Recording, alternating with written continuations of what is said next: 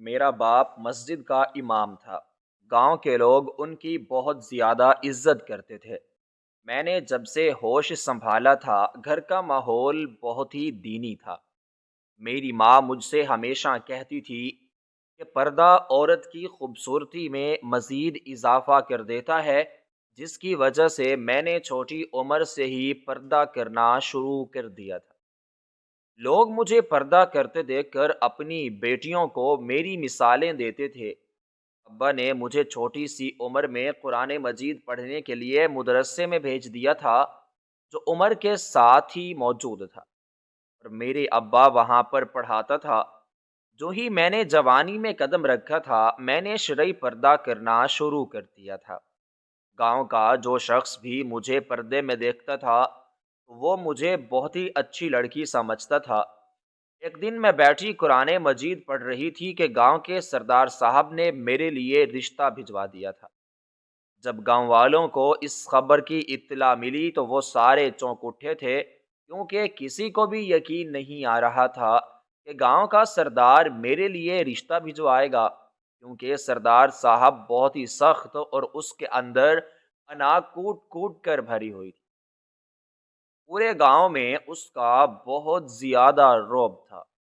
جو بھی اس کی بات نہ مانتا تھا اسے سردار صاحب بہت ہی زیادہ سخت سزا دیتے تھے۔ سردار صاحب کا میرے لیے رشتہ آنا میرے باپ کے لیے عزت اور میرے لیے تقدیر کا امتحان تھا۔ اگرچہ مجھے معلوم تھا کہ سردار صاحب بہت ہی سخت مزاج شخص ہیں اور میرا اس کے ساتھ گزارا کرنا مشکل ہوگا، لیکن پھر بھی میں نے ایک اچھی بیٹی کی طرح ابا اور اماں کی رضامندی کی خاطر اپنے سر کو جھکا لیا تھا، اور چند ہی دنوں کے بعد میرا نکاح نہایت ہی سادگی کے ساتھ سردار صاحب سے ہو گیا تھا۔ اس دن میرا دل بہت زیادہ دھڑک رہا تھا اور میرے دماغ میں بہت سے سوالات اٹھ رہے تھے کہ سردار صاحب نے مجھے اپنی بیوی کے طور پر کیوں چنا؟ انہیں تو مجھ سے بھی زیادہ پیار پڑھی لکھی اور اسٹائلش لڑکیاں مل سکتی تھیں، لیکن پھر بھی ان کی نظر ایک پردہ دار عورت پر پڑی تھی۔ اللہ تعالیٰ کی اس میں کوئی بہتری چھپی ہوئی ہوگی، یہ سوچ کر میں نے اپنے دل کو تسلی دی تھی، اور تھوڑی ہی دیر گزرنے کے بعد میں ایک بہت بڑی گاڑی میں سوار ہو کر سردار صاحب کے بنگلے میں موجود تھی، جو گاؤں کے ہی بیچوں بیچ بنا ہوا تھا، جسے میں پہلے بہت ہی حسرت کے ساتھ دیکھتی تھی، کیونکہ ان کے جیسا گھر پورے گاؤں میں اور کسی کا بھی نہ تھا۔ لیکن میرے دل میں یہ کبھی بھی خیال نہ آیا تھا کہ ایک دن اس گھر کی مالکن میں بن جاؤں گی۔ سردار صاحب کا بنگلہ بہت ہی زیادہ خوبصورت تھا۔ نہ صرف وہ باہر سے خوبصورت تھا بلکہ وہ اندر سے بھی زیادہ خوبصورت تھا۔ میرا استقبال بہت ہی شاندار طریقے سے کیا گیا تھا، لیکن مجھے ایسا محسوس ہوا تھا کہ جیسے وہاں پر موجود کوئی بھی شخص شادی سے خوش نہ ہو، اور وہاں پر موجود ہر شخص کی آنکھوں میں خوف صاف دکھائی دے رہا تھا، جس کی وجہ سے میرے ڈر میں مزید اضافہ ہو گیا تھا۔ میرا دل جو پہلے ہی تیزی کے ساتھ دھڑکے جا رہا تھا، اس کی دھڑکن میں مزید اضافہ ہو گیا تھا۔ تھوڑی ہی دیر کے بعد میری مختلف رسومات ادا کرنے کے بعد مجھے سردار صاحب کے کمرے میں پہنچا دیا تھا۔ سردار صاحب کا کمرہ بہت ہی بڑا اور شاندار بنا تھا۔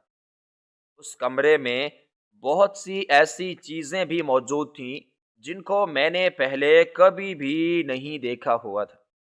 کمرہ بہت ہی خوبصورت انداز میں سجا ہوا تھا، لیکن مجھے بہت زیادہ ڈر محسوس ہو رہا تھا۔ میں نے دعا پڑھ کر خود پر پھونکی اور میں نے آنکھیں بند کر کے خود کو ریلیکس کرنے کی کوشش کی تھی۔ ابھی مجھے اپنی آنکھیں بند کیے ہوئے تھوڑی ہی دیر گزری تھی کہ اچانک دروازے پر ہلکی سی دستک سنائی دی تھی۔ میں نے جلدی سے خود کو سنبھالا تھا۔ اس وقت میرا دل بہت زیادہ دھڑک رہا تھا۔ سردار صاحب دروازے کو لاک کرتے ہوئے میرے نزدیک آیا تھا اور اس نے ہلکی آواز میں مجھے سلام کیا تھا۔ اور جب سردار صاحب نے مجھے پہلی مرتبہ دیکھا تو اس کی آنکھوں میں غرور کے ساتھ ساتھ حق جتانے والا اعتماد بھی تھا، اور میں نے اس کی آنکھوں کو پڑھ کر اپنا سر جھکا لیا تھا جیسا مجھے بالکل سکھایا گیا تھا، اور میں نے خود کو اس کے سپرد کر دیا تھا۔ لیکن جب وہ میرے قریب آیا تو وہ اچانک رک گیا اور پھر پیچھے وہ ہٹ گیا، جیسے اس نے کسی ناپاک چیز کو چھو لیا ہو۔ لیکن اس نے پیچھے ہٹ کر جو کچھ مجھ سے کہا تھا اسے سن کر میرے قدموں کے نیچے سے زمین نکل پڑی۔ اس نے چیختے ہوئے مجھ سے کہا تھا کہ سچ بتاؤ، تمہیں مجھ سے پہلے کس کس نے چھوا تھا؟ میں اس کی بات سن کر رونے اور سسکنے لگی تھی۔ میں اسے بتانا چاہتی تھی لیکن میرے حلق میں سے الفاظ نہیں نکل رہے۔ وہ غصے سے پاگلوں کی طرح کمرے میں ادھر سے ادھر چل رہا تھا، اور اچانک ہی اس نے کمرے کی چیزوں کو ادھر ادھر پھینکنا شروع کر دیا تھا، جس کی وجہ سے چند ہی لمحوں کے اندر پورے کمرے کا نقشہ تبدیل ہو چکا تھا۔ اس وقت میں ڈر کے مارے بہت زیادہ کانپے جا رہی تھی، اور میری آنکھوں میں سے آنسو بھی بہہ رہے تھے، اور مجھے کچھ بھی سمجھ میں نہیں آ رہا تھا کہ میں کیا کروں۔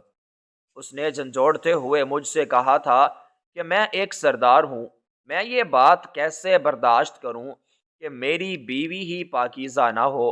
میں اسے بتانا چاہتی تھی کہ میں بالکل بھی غلط نہیں ہوں، بلکہ وہ سب میرے ساتھ میرے کسی اپنے نے ہی کیا تھا، لیکن مجھ میں اتنی ہمت نہیں ہو پائی تھی، اس لیے میں خاموش رہنے میں ہی اپنی بہتری سمجھتی تھی، جس کی وجہ سے وہ غصے سے کمرے سے باہر چلا گیا تھا۔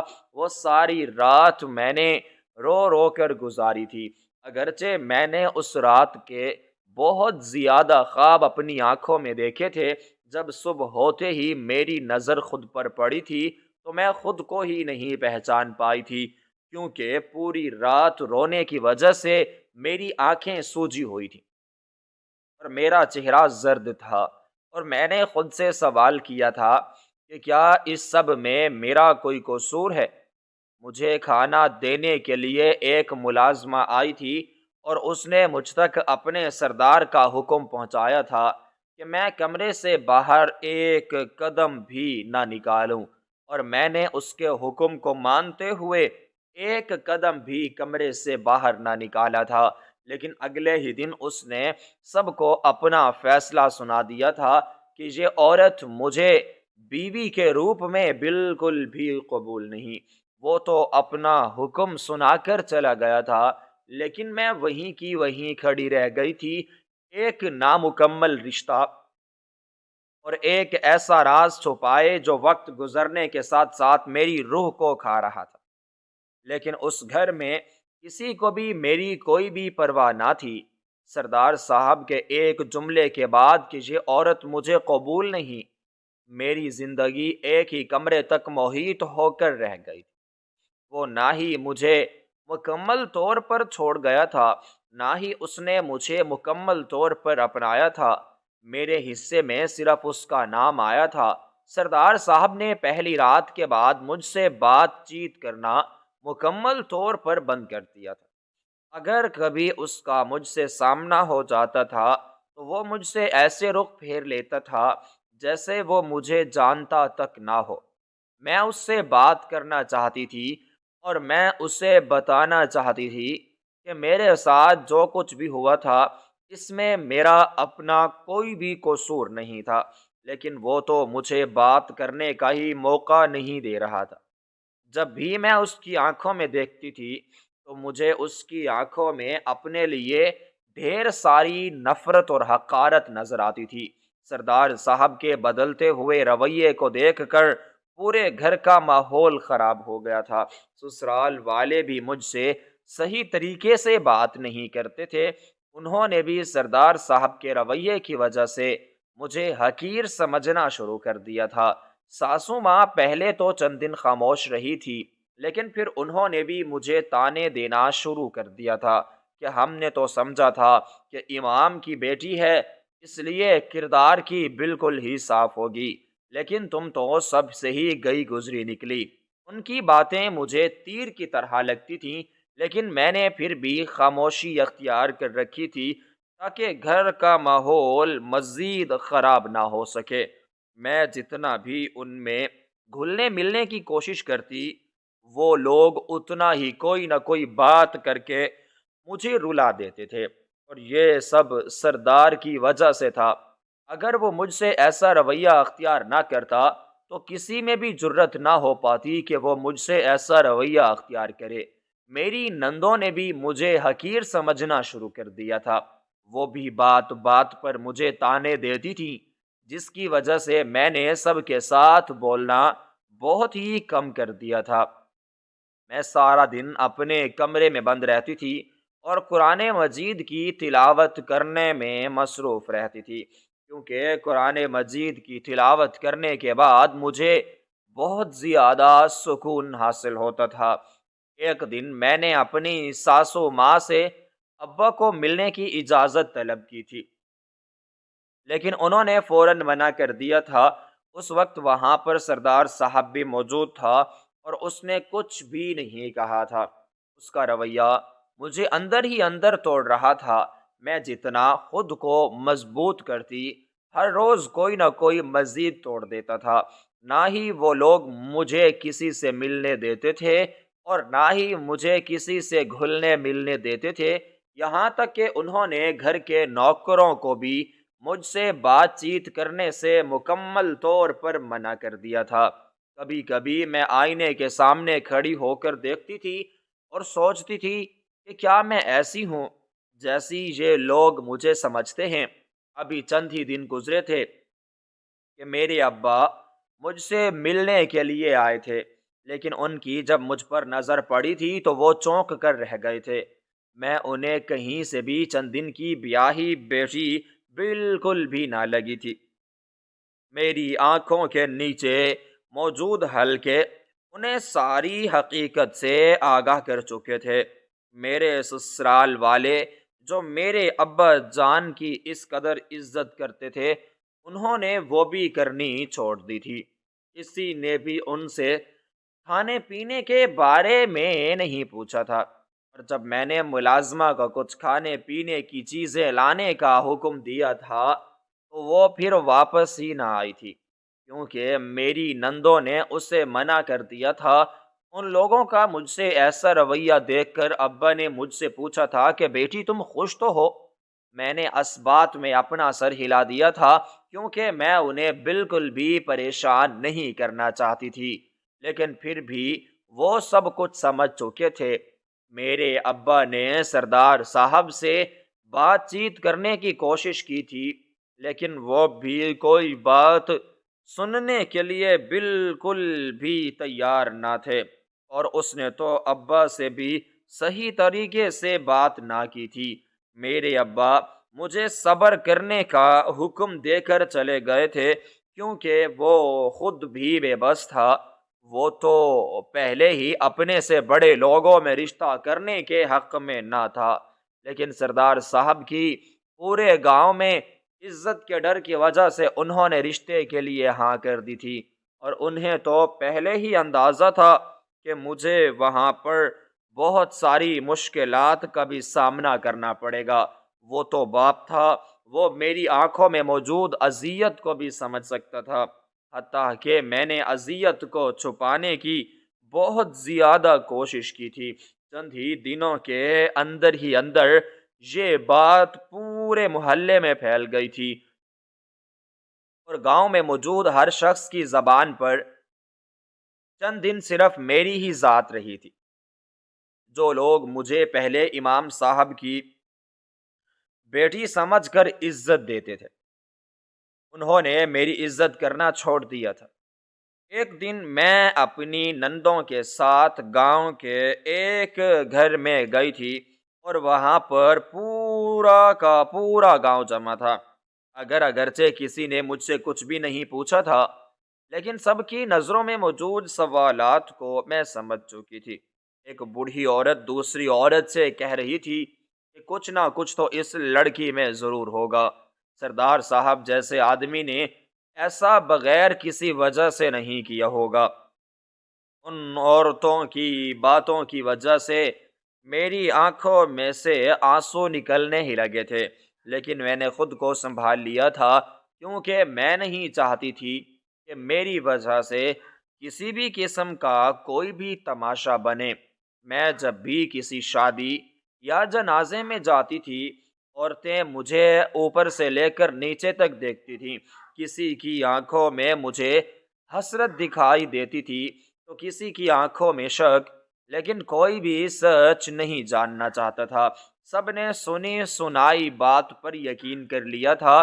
میں لوگوں کی باتوں کو بھول جایا کرتی تھی، لیکن سب سے زیادہ مشکل جنگ میری اپنے ہی دل کے ساتھ تھی، جس کی وجہ سے میں نے خود کو ہی قصوروار ٹھہرانا شروع کر دیا تھا۔ اگر میں پہلے ہی سب کو آگاہ کر دیتی تو اس سب کی نوبت بالکل بھی نہ آتی۔ میں اپنی خاموشی کو ہی غلط سمجھنا شروع ہو گئی تھی، اس لیے میں نے خود سے ہی نگاہیں چرانا شروع کر دیا تھا، یہاں تک کہ میں نے ہنسنا بھی چھوڑ دیا تھا، اور چند ہی دنوں کے اندر میں اس قدر کمزور ہو گئی تھی کہ جو بھی مجھے دیکھتا تھا وہ مجھے پہچان ہی نہ پاتا تھا کہ میں بھی وہی امام کی ہی بیٹی ہوں۔ میرے کپڑے اس قدر مجھے ڈھیلے محسوس ہوتے تھے کہ جیسے میں نے وہ کپڑے پہنے ہی نہ ہوں۔ میرے اندر ایک سوال بار بار چنگاری بن کر اٹھ رہا تھا کہ کیا میں ساری زندگی ایسی ہی زندگی بسر کروں گی؟ لیکن میرے پاس میرے ہی سوال کا کوئی بھی جواب موجود نہ ہوتا تھا۔ میرے پاس صرف اور صرف صبر اور خاموشی تھی، جس کی وجہ سے وقت گزرنے کے ساتھ ساتھ میں بکھرتی جا رہی تھی، اور میری ذات میری نظروں میں سوال بن کر رہ گئی تھی۔ میری بکھرتی ہوئی ذات کو سنبھالنے کے لیے کوئی بھی آگے کی جانب نہ بڑھا تھا، اور سردار صاحب نے تو مجھ سے نکاح کر کے مجھے ایسے چھوڑ دیا تھا کہ جیسے اس کا مجھ سے کوئی بھی رشتہ نہ ہو، اور وہ تو مجھے جانتا تک نہ ہو۔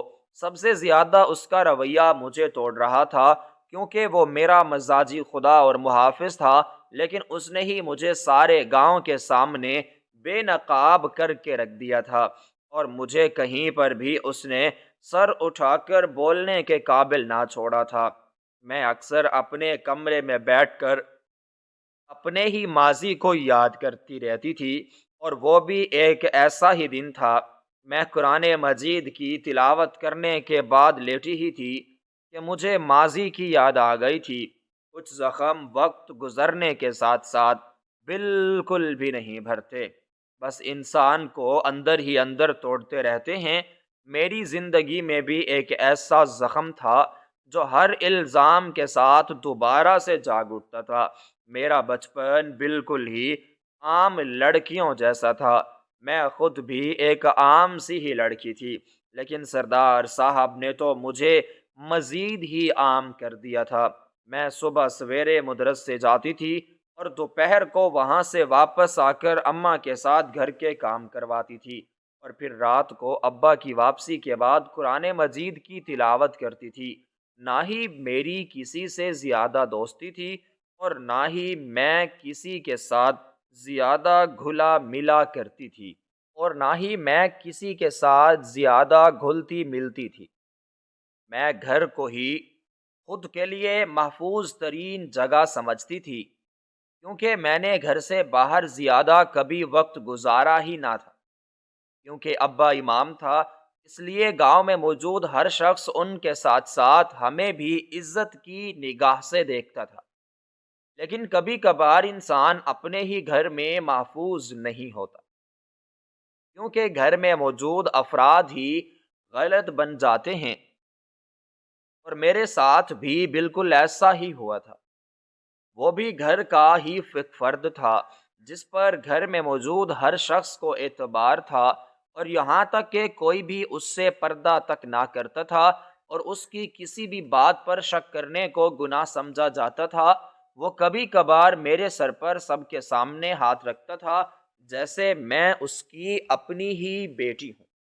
اس لیے اس کا مجھ سے رویہ دیکھ کر میری اماں ہنستے ہوئے کہتی تھی کہ یہ تو تمہیں اپنی ہی بیٹیوں جیسا سمجھتا ہے، اور پہلے پہل تو اس کا رویہ دیکھ کر میں خود بھی یہی سمجھتی تھی۔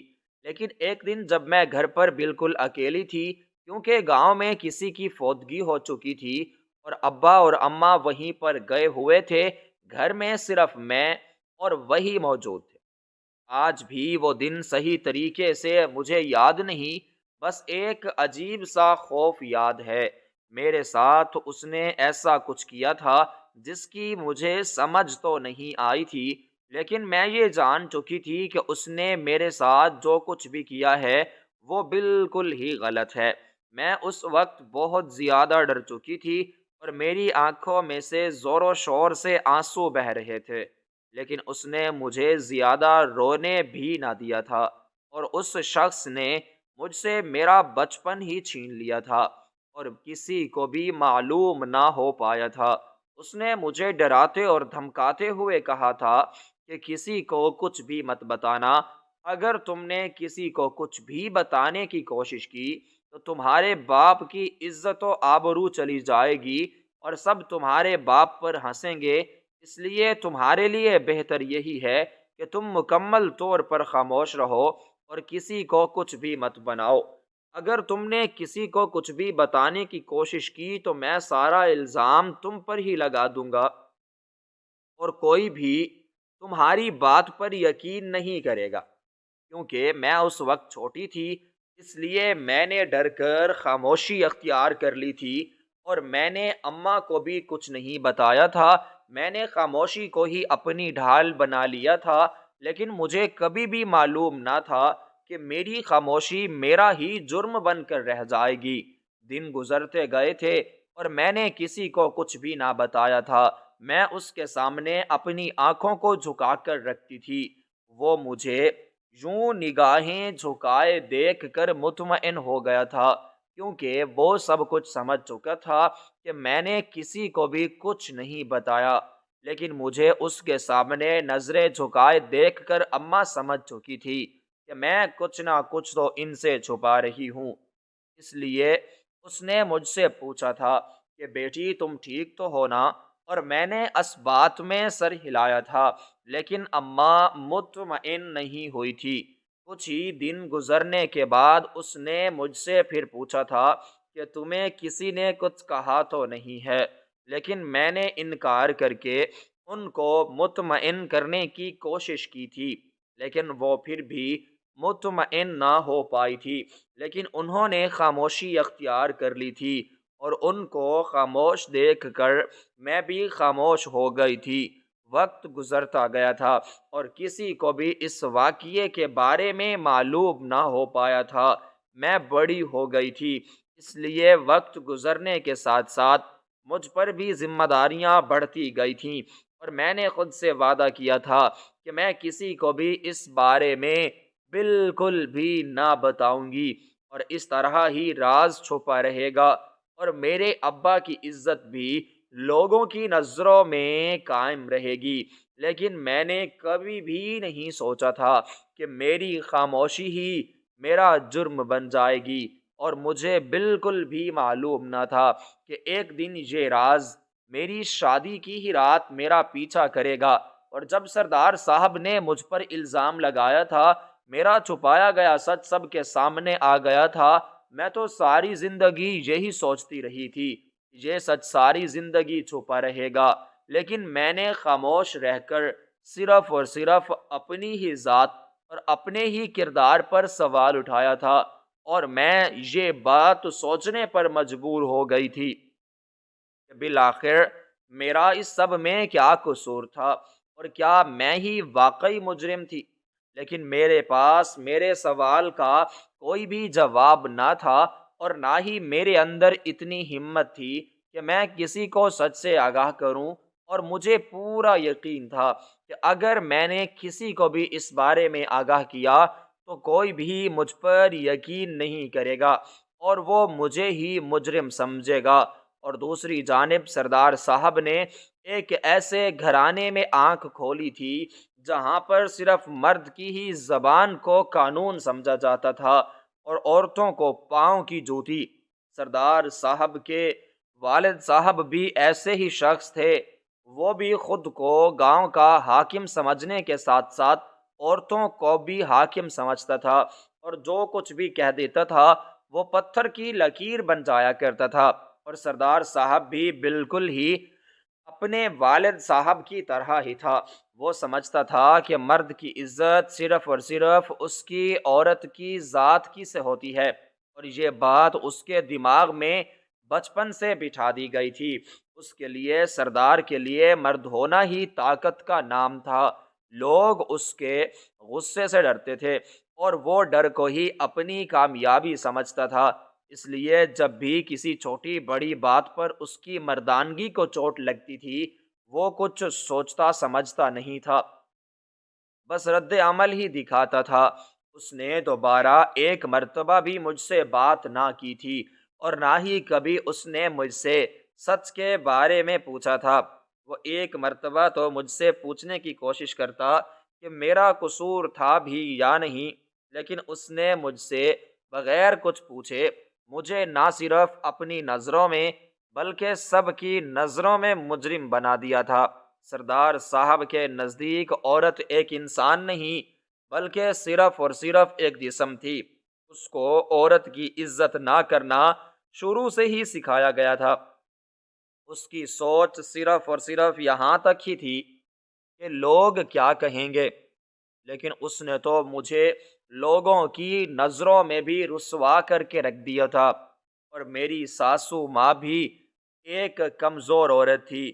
اس نے خود ہی ساری زندگی صحیح ہوتے ہوئے بھی دب کر گزاری تھی، اور مجھے شادی کے بعد ہی معلوم ہو پایا تھا کہ سردار صاحب پہلے سے ہی شادی شدہ تھا، لیکن اس کی پہلی بیوی زیادہ دن تک نہ چلی تھی، کیونکہ وہ انہی کے اپنے خاندان سے تعلق رکھتی تھی۔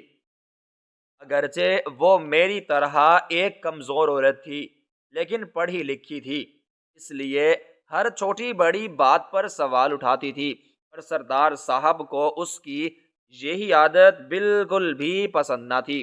اسے ایک فرما بردار کے ساتھ ساتھ ایک مشین جیسی بیوی چاہیے تھی، جو اس کی ہر غلط اور صحیح بات پر خاموشی اختیار کر لے۔ لیکن جب سردار صاحب کی بیوی نے اپنے حقوق کے لیے سر اٹھایا تھا، تو سردار صاحب نے غصے میں آ کر اپنے ہی رشتے کو ختم کر دیا تھا۔ اس کے بعد اس نے فیصلہ کیا تھا کہ وہ ایسی عورت کو اپنی زندگی میں شامل کرے گا جو زیادہ تر خاموش اور اس سے دب کر رہے گی۔ اس لیے کافی عرصہ تلاش کرنے کے بعد اس کی مجھ پر نظر پڑی تھی، اور میں اسے پہلی ہی نظر میں اپنے لیے ٹھیک لگی تھی۔ وہ خود کو ایک مضبوط مرد سمجھتا تھا، لیکن در حقیقت وہ ایک کمزور شخص تھا، اور اپنی ہی کمزوری کی وجہ سے اس نے میری ذات پر ہی الزام لگا دیا تھا۔ لیکن وہ یہ بالکل بھی نہیں جانتا تھا کہ اصل مردانگی سچ جاننے میں ہی ہوتی ہے۔ لیکن وہ اپنی سوچ کے قید خانے میں بند تھا، اور وہ اپنی سوچ کے قید خانے سے نکلنے کے لیے بالکل بھی تیار نہ تھا، اور نہ ہی کبھی کسی نے اسے نکالنے کی کوشش کی تھی۔ سردار صاحب کے فیصلے کی وجہ سے گھر میں مجھے ایک الگ ہی مقام ملا تھا۔ نہ میں گھر میں سردار کی بیوی کی حیثیت سے رہ رہی تھی، اور نہ ہی کسی اجنبی کی حیثیت سے۔ میرا مقام گھر میں سب کے لیے ہی ایک سوالیہ نشان تھا۔ چند ہی دن گزرنے کے بعد مجھے سردار صاحب کے کمرے میں سے نکال کر ایک چھوٹے سے کمرے میں شفٹ کر دیا گیا تھا، اور یہ سب سردار صاحب کے حکم پر ہی کیا گیا تھا۔ مجھے گھر کے سب سے چھوٹے کمرے میں شفٹ کیا گیا تھا، اور اس کمرے سے ہی مجھے میری حیثیت کا اندازہ ہو چکا تھا۔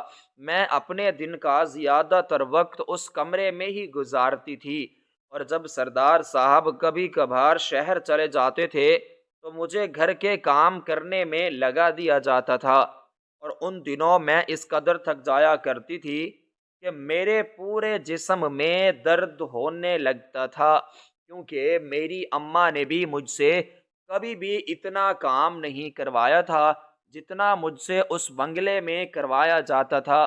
سردار صاحب کے جانے کے بعد ملازمہ کو چھٹیاں دی جاتی تھیں اور ان کے ذمے سارے کام میں خود ہی کرتی تھی، لیکن کبھی بھی کسی نے میرا احساس نہ کیا تھا، حتیٰ کہ مجھ سے سردار صاحب کے اس رویے کی وجہ سے میری ساسو ماں اور نندیں خاموش تھیں، کیونکہ انہیں میں اپنے بیٹے کے لیے بالکل بھی پسند نہ تھی۔ بس سردار صاحب کی ضد کی وجہ سے انہوں نے خاموشی اختیار کر لی تھی، اور سردار صاحب کے آنے کے بعد پھر مجھے کمرے میں ہی محدود کر کے رکھ دیا جاتا تھا۔ سردار صاحب نے نہ ہی مجھے اپنی بیوی کے روپ میں قبول کیا تھا، اور نہ ہی اس نے کبھی بھی مجھے طلاق دینے کا فیصلہ کیا تھا، کیونکہ وہ خود کوئی بھی فیصلہ نہیں کر پا رہا تھا۔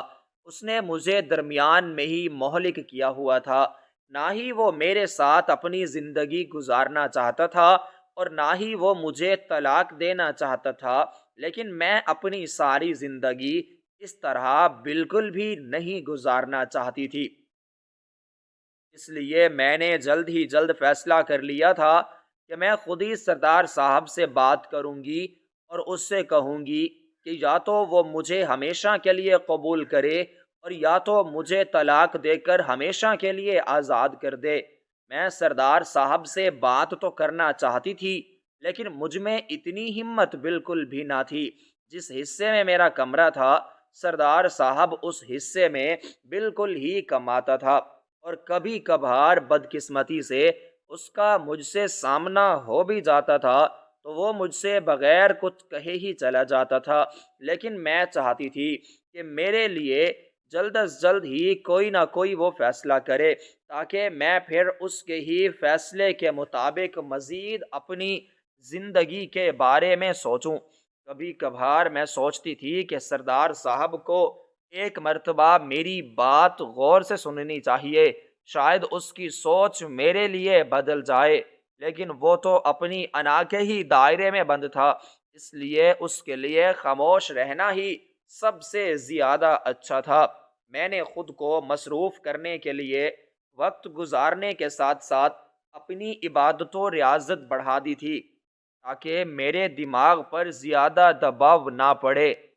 اکثر ہی میں نماز میں اللہ تعالیٰ سے روتے ہوئے سوال کیا کرتی تھی کہ یا اللہ، تو جانتا ہے کہ میں بے قصور ہوں، تو پھر تو مجھے سزا کیوں دے رہا ہے؟ میں اللہ تعالیٰ کے ہی سامنے اپنے آنسو بہا کر اپنے دل کو ہلکا کر لیتی تھی، لیکن میں چند ہی دنوں کے اندر ہی اندر اٹھتے ہوئے سوالوں سے تنگ آ کر میں نے خودکشی کرنے کا فیصلہ کیا تھا، کیونکہ میں اکیلے کمرے میں رہ کر اس قدر تھک چکی تھی کہ میں نے سب کچھ سے بچنے کے لیے خودکشی کا فیصلہ کیا تھا، اور میں خود کو ختم کرنے ہی والی تھی کہ اچانک میرے ذہن میں یہ سوال کودا تھا کہ اے میرے اللہ، مجھ سے ہمیشہ کے لیے ناراض ہو جا، اور میں تو ایسا بالکل بھی نہ چاہتی تھی۔ اس لیے میں نے روتے ہوئے سجدے میں سر رکھ دیا تھا، اور میں نے روتے ہوئے اللہ تعالیٰ سے کہا تھا کہ یا اللہ، میں کمزور ہوں، مجھے ہمت دے، اور میری زندگی تو تیرے ہی ہاتھ میں ہے۔ جب میں نے اللہ تعالیٰ سے روتے ہوئے مدد مانگی تھی تو اللہ تعالیٰ نے مجھے ہمت عطا کی تھی، اور میں نے اس دن ہی فیصلہ کر لیا تھا کہ میں دوبارہ کبھی بھی خود کو ختم کرنے کے بارے میں سوچوں گی بھی نہیں، کیونکہ میں تو کسی بھی حالت میں اللہ تعالیٰ کو ناراض نہیں کرنا چاہتی تھی۔ میرا کمرہ جو پہلے مجھے قید لگتا تھا، وہ مجھے سوچ بدلنے کی وجہ سے بہت ہی اچھا لگنے لگا تھا۔ ایک دن میں عبادت کرنے میں مصروف تھی تو دروازے پر مجھے ہلکی سی آواز سنائی دی تھی۔ جب میں نے دروازہ کھولا تھا تو وہاں پر میری اماں ہی منہ بولی خالہ موجود تھی۔ وہ میرے پاس آ کر خاموشی سے بیٹھ گئی تھی، اس نے میری جانب دیکھتے ہوئے کہا تھا کہ بیٹی، تم تو پہلے سے بہت زیادہ کمزور ہو چکی ہو۔ خالہ نے آہستہ آہستہ مجھ سے بات چیت کرنے کی کوشش کی تھی، اور اس نے اچانک مجھ سے سوال کیا تھا کہ بیٹی، یہ سب کچھ اچانک کیوں ہوا؟ ان کے سوال کی وجہ سے میری آنکھوں میں سے آنسو نکلنے لگے تھے، اور پھر میں نے روتے ہوئے اسے بتا دیا تھا کہ خالہ، میرے ساتھ بچپن میں غلط ہوا تھا۔ اس وقت میں اس قدر چھوٹی تھی کہ مجھے تو کسی بھی چیز کی کوئی بھی سمجھ نہ تھی، اور میں اس وقت بہت زیادہ ڈر چکی تھی۔ اس لیے میں اس وقت بہت زیادہ ڈر چکی تھی، اس لیے میں نے کسی کو کچھ بھی نہیں بتایا تھا، لیکن میں کبھی بھی نہیں جانتی تھی کہ میری خاموشی ہی میرے لیے میرا سب سے بڑا جرم بن جائے گا۔ میں نے تو اپنی اور ابا کی عزت بچانے کے لیے سب کچھ کیا تھا، لیکن مجھے کبھی بھی معلوم نہ تھا کہ مجھے خود کو ہی اس کی سزا بھگتنا پڑے گی۔ میں انہیں جب بتا رہی تھی اس وقت میری آنکھوں میں سے زور و شور سے آنسو بہہ رہے تھے، اور میری بات سننے کے بعد خالہ نے صرف اتنا ہی کہا تھا کہ بیٹی، اس سب میں تمہارا بالکل بھی کوئی قصور نہ تھا۔ خالہ نے یہ بات جا کر خاموشی سے امی کو بتائی تھی، جس کی وجہ سے اگلے ہی دن امی مجھ سے ملنے کے لیے آ گئی تھی۔ لیکن جب امی کی نظر میری حالت پر پڑی تھی تو ان کی آنکھوں میں سے بھی آنسو نکلنے لگے تھے۔ انہوں نے روتے ہوئے میرے بالوں میں اپنا ہاتھ پھیرتے ہوئے مجھ سے پوچھا تھا کہ بیٹی، کون تمہیں تکلیف دے کر گیا تھا؟ ان کی بات سنتے ہی میں ٹوٹ کر رہ گئی تھی، اور میں نے انہیں حقیقت سے کچھ کچھ آگاہ کر دیا تھا۔ میری بات سننے کے بعد امی نے مجھے سینے سے لگایا تھا، اور اتنے عرصے کے بعد میں ان کے سینے سے لگتے ہی پھوٹ پھوٹ کر رو پڑی تھی، اور اتنے دنوں کے بعد مجھے محسوس ہوا تھا کہ میں اب بالکل بھی اکیلی نہیں ہوں۔ اماں نے گھر جا کر سب کچھ ابا کو بتا دیا تھا، جس کی وجہ سے اگلے ہی دن ابا مجھ سے ملنے کے لیے آ گئے تھے، اور انہوں نے مجھ سے پوچھا تھا کہ کیا بیٹی، یہ سب کچھ سچ ہے؟ ان کی بات سننے کے بعد میں نے اس بات میں سر ہلایا تھا، جس کی وجہ سے ابا نے بھی رونا شروع کر دیا تھا، کیونکہ جس شخص پر انہوں نے اپنی زندگی میں سب سے زیادہ یقین کیا تھا، اس نے ہی انہیں سب سے بڑا نقصان پہنچایا تھا۔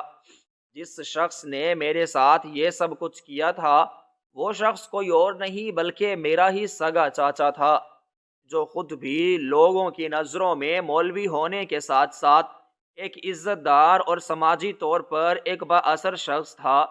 لوگ اسے بہت زیادہ عزت کی نگاہ سے دیکھتے تھے، لیکن کوئی بھی اس کے اندر موجود شیطان سے واقف نہ تھا۔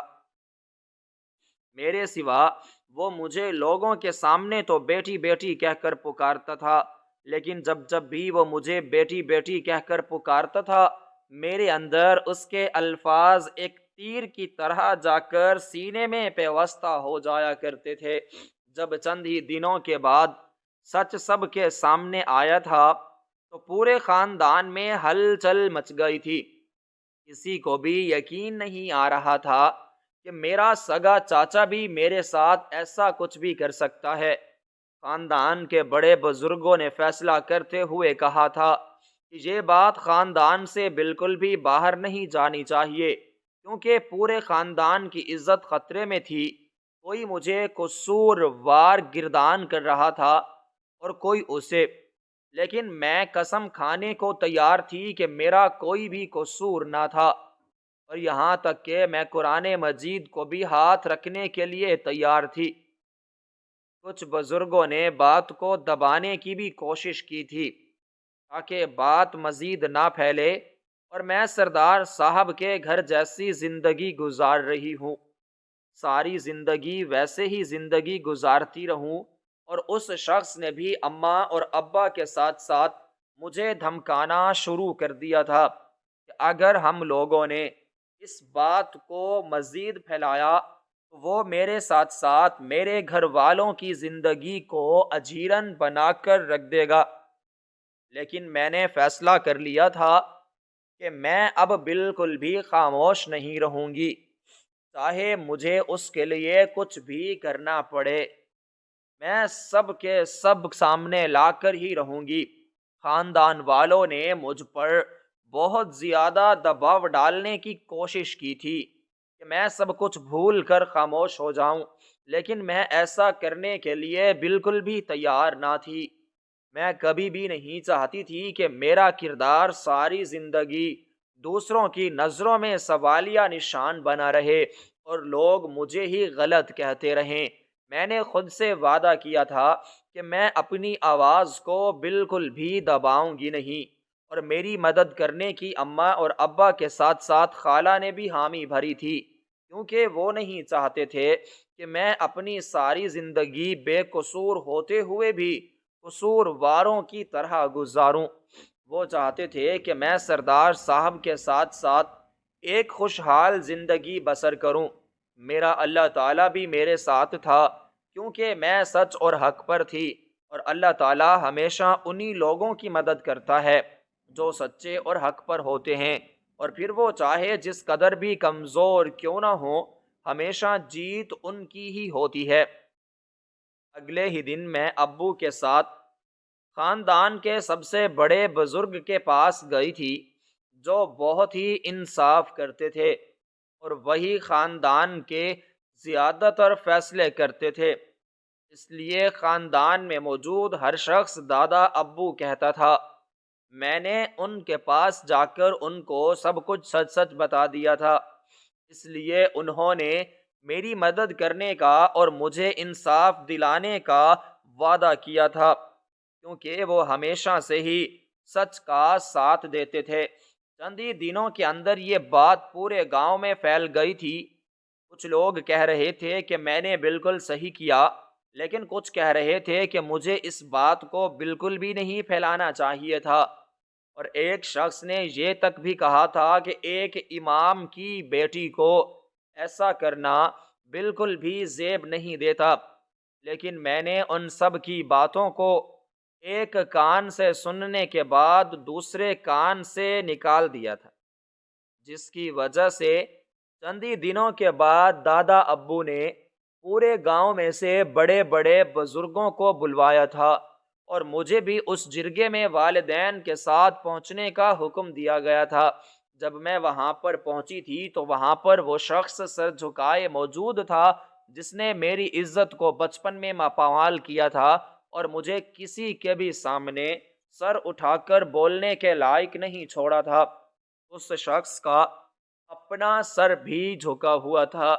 سب سے پہلے مجھے سب کچھ بتانے کے لیے بلایا گیا تھا، اور میں نے لرزتے ہوئے سب کچھ سچ سچ اتنے سالوں کے بعد سب کو بتا دیا تھا، جس کی وجہ سے وہ شخص سر جھکائے بیٹھا رہا تھا، کیونکہ اس کے پاس سچ کو چھپانے کے لیے کچھ بھی نہ تھا۔